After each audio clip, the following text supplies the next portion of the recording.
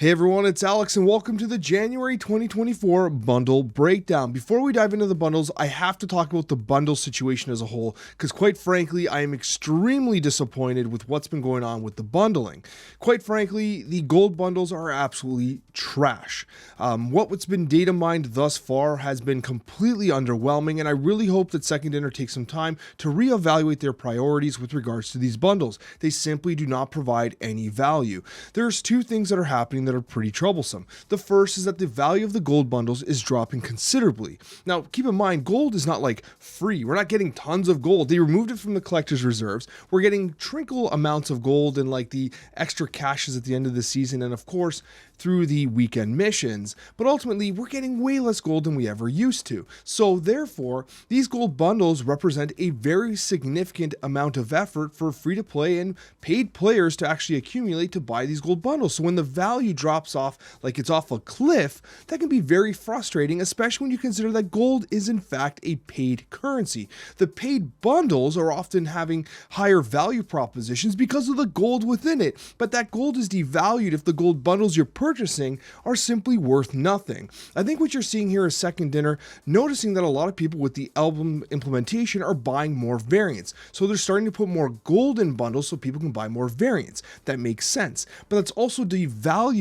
greatly the value of the gold bundles, which I don't like. So there's a lot of stuff happening here. The other side to it is that the data mines that we're using to help you plan are being changed over and over again. The Wakanda Shuri bundle, which we're going to talk about momentarily, was changed 3 times before it was released, and sometimes it's not always being changed for the better. It's being changed in a manner which, like, someone who might be prioritizing tokens for their collection all of a sudden is getting a ton of credits or a ton of gold or whatever, and it's not helping with the planning prospects of people that are trying to use their resources effectively.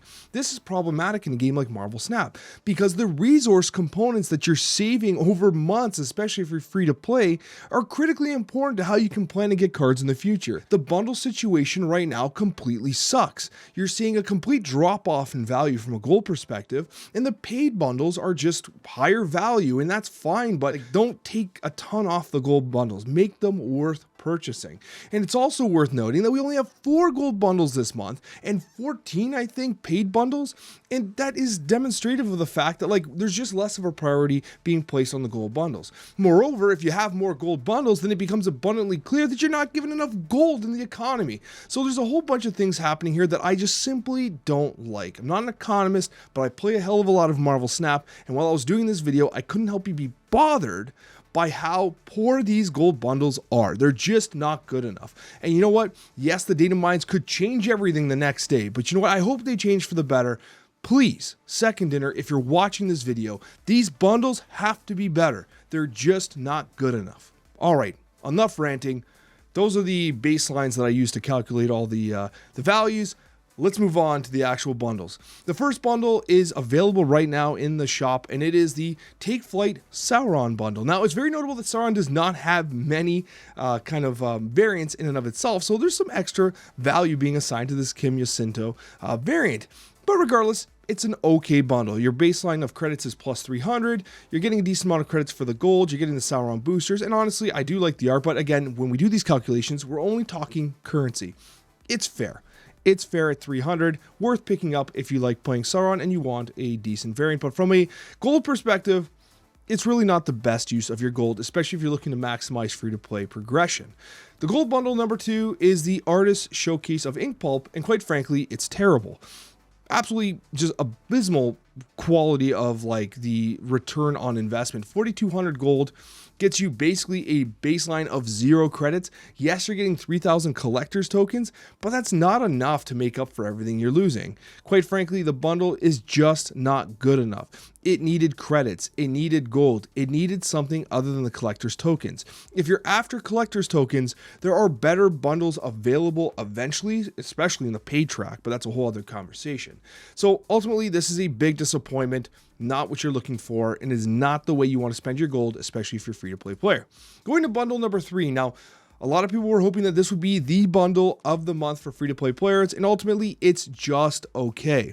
If you're looking for, and as it's been data mined, if you're looking for collector's tokens, it will provide some value at 7,500 gold. But quite frankly, it's still not enough. In my opinion, 7,500 gold represents a very large expenditure, okay? It's almost $100 American worth of gold, so it's just not enough. Having a baseline of 1,000 positive credits at 7,500 gold is just not enough for a free-to-play player. It's a 2-star rating.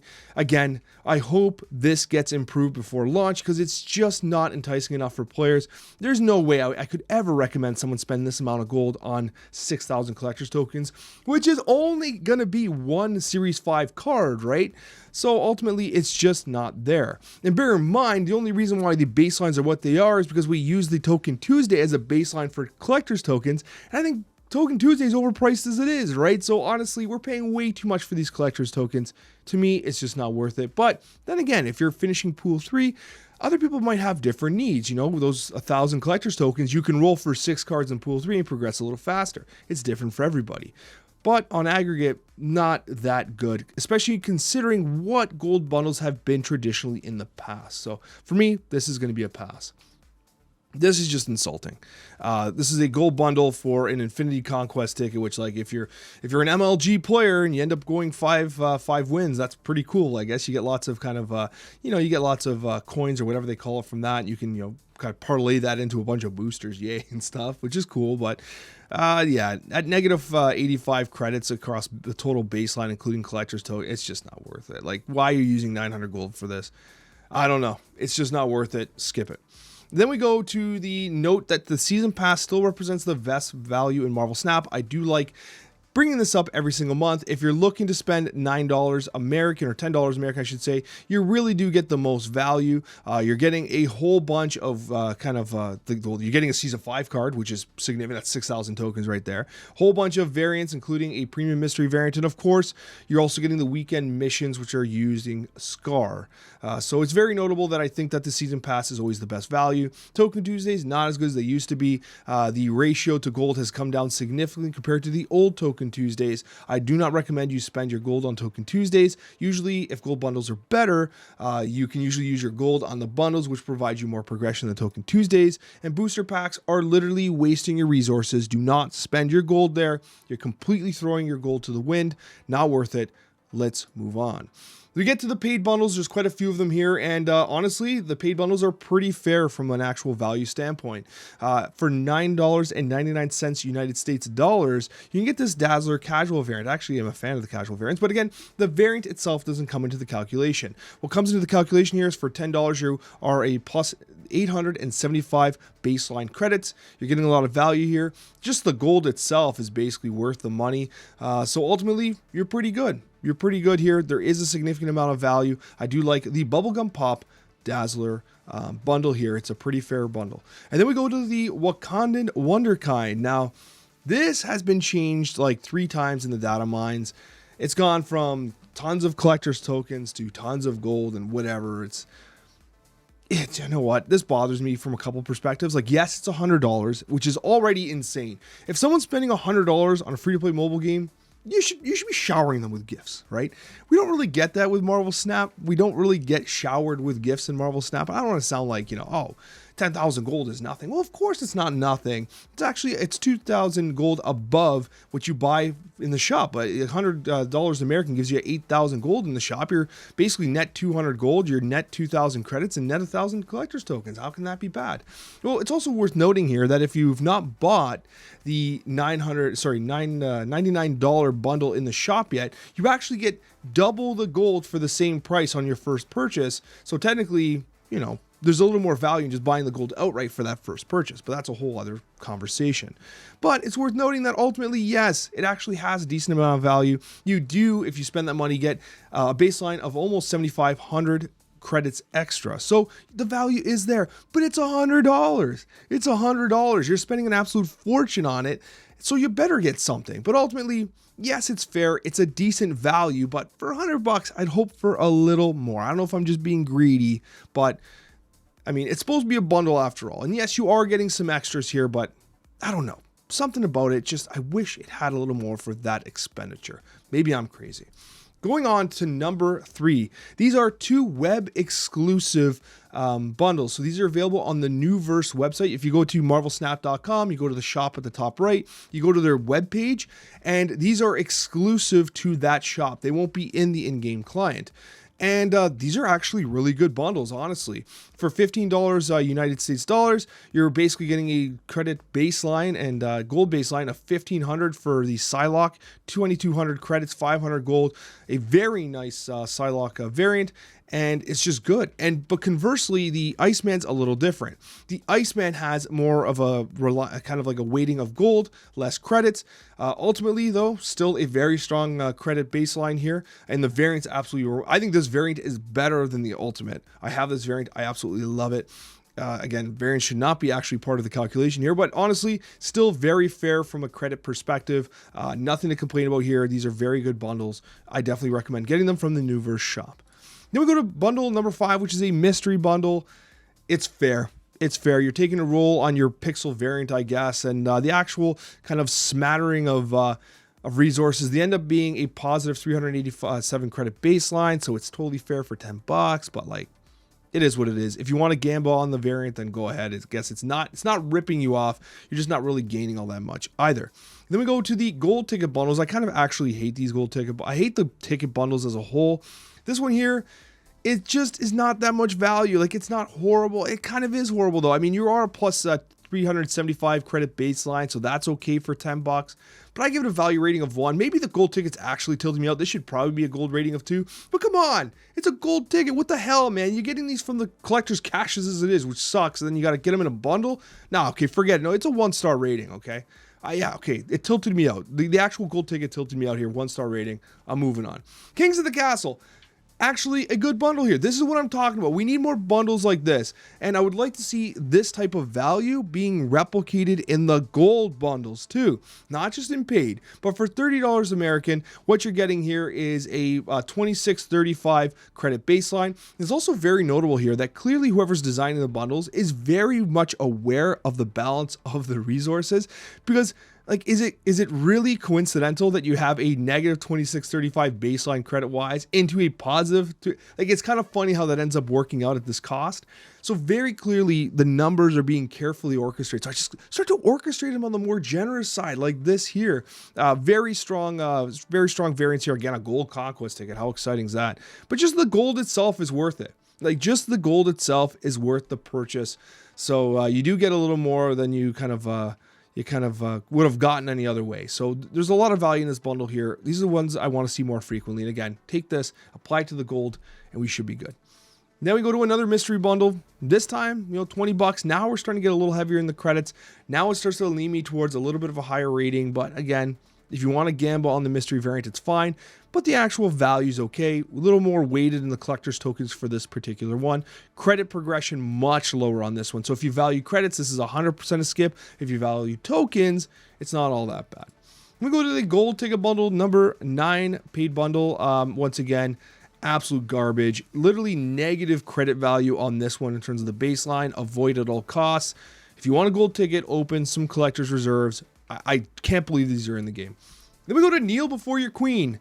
This is kind of an interesting one because I give it a thumbs up, the Miss Marvel thumbs up, because like at $50, you are getting 8,000 credits, and like I like credits. They help progress into the spotlight caches, and obviously you get like other benefits to splitting cards, the fun stuff. Credits are fun, right? You want the credits. But for $50, like, you could have given us maybe a little more credits. Maybe I'm being greedy, but anyways, it is a credit baseline of 3610 here. Like, we are getting the credits. The value is there. Maybe I'm just being greedy when I say, throw in 1,000 gold or something here, but would have liked a little more. But ultimately, a very fair bundle for $50. If you want to throw that $50, you can, and it's all good. You're getting a lot of credits. There ain't nothing wrong with that. A decent bundle. Premium mystery bundle. This one here is actually much better than the others because you are getting a premium mystery variant, which obviously cannot be a pixel and has a chance of it's more likely to be a 700 gold variant, but you have the chance of having a 1200 gold variant. I think it's like you split it to 12. 9 of them are going to be rare. 3 of them are going to be super rare or whatever it is. So whatever. Long story short, credit baseline of positive 1200. That's not necessarily like bad. That's pretty good, right? It's pretty good. 20 bucks. You're getting some decent amount of credits here. Collector's tokens as well. So it's fair. It's a fair bundle for premium mystery variant. Can't really complain. If you want to take the gamble roll, then go for it. This one is much more fair than some of the other ones. We go to Demon Legionnaire. Now, actually, to be honest, I really like this variant, but again, we don't talk about the variants necessarily. Just a fair bundle, right? The gold here is the primary driver of value, and what you have here is, with the gold consideration, a positive baseline of 750 credits, general good value rating, a good bundle. If you want to support the game, you want to spend some money, 20 bucks. These are like the type of bundle, like $20 bundles, $29.99 bundles. These are like the price ranges that like the microtransactions don't feel disgusting, right? Give us a little value here. This one's fair. Could have been a little better, I think. You know, if you added, like, I don't keep saying, oh, add 1,000 gold here, add 1,000 credits there. But seriously, this one could have been a little nicer. But hey, whatever. It's fair, which is good enough, I guess. But no, it should be better, damn it. We go to the premium mystery bundle with double premium mystery variants here, $29. Once again, an actually very strong credit baseline of almost 2,400 credits positive, 2 rolls at a premium mystery variant, and 4,000 gold. Honestly, this one's actually pretty good. It represents some pretty damn good value here. I want to give it the Miss Marvel thumbs up, but generally speaking, like, should we be prioritizing premium mystery variants? Like, are they really worth that much? Like, yeah, you might high roll, but you might get a Chuatu like I did last time I bought a premium mystery variant. So at the end of the day, it's like, you know, the variants the quality of these premium mystery variants is very suspect. So to kind of assign a value there is a little whatever, but also ultimately 4,000 gold for $29 is good enough, right? And then these premium mystery variants are just bonus on top. So at the end of the day, it is a very strong bundle from a value perspective, provided it doesn't get changed in the before it actually comes out. And then we go to the one-man battering ram. I like the name of this here. We got a Juggernaut variant, a very good one. This is a very token-centric bundle. So if you're looking for tokens, this is the paid bundle, $75 American. The baseline for credits actually drops to negative 5,080. However, if you consider the value of the collector's tokens, you end up being positive 5,420. Overall, a very good value if you're looking for tokens. But then again, it's like, you're spending $75. It's a big expenditure, and $75 is still representative of one Series 5 card, or 2 Series 4 cards, or 6 Series 3 cards. When you put that into mind, it's like, would you pay $75 for Alioth? I mean, maybe you would. I don't know, but it's still kind of expensive. But this is the state of the economy we're in. I give it 5 stars, but ultimately, I really do think that these bundles should be leaning towards more value for us. I can't help but feel like they're not giving quite enough. But relative to everything else, if you're looking for tokens, $75, 6,000 tokens, plus the credit baseline here, you're up above. Okay, so it is a decent bundle. If you liked this video, consider hitting the like button. Subscribe if you're not subscribed already. And we'll see you next month on the next bundle breakdown. Have yourselves a wonderful day.